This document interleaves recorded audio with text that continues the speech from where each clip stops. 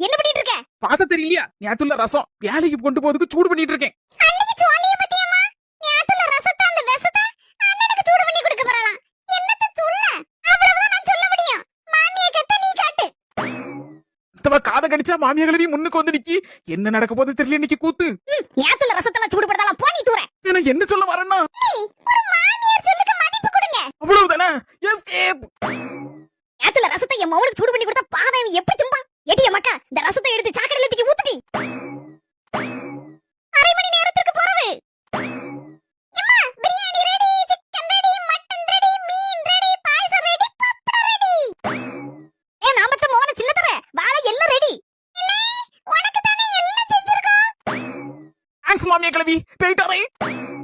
இன்னும் ஒரு மணி டிபன் கேரியற நீ தூக்கிட்டு போற. டேய் உங்க மொபைலுக்கு லீவ் போட்டுருக்காரு. எனக்கு மட்டும் தானே சொல்லி நேத்துல ரசத்தை சூடு பண்ணி கொண்டு போயிடலான்னு பார்த்தேன். சொல்ல வரதே என்னன்னு கூட கேட்கறதுக்கு ரெண்டு பேரும் சேர்ந்து வெளியே தள்ளினியா. ரொம்ப தேங்க்ஸ்டா நாத்து. எல்லாத்துக்கும் காரணம் நீ தான்டா. பாய். அம்முக்கு தும்முக்கு அம்மாள் டும்மாள்.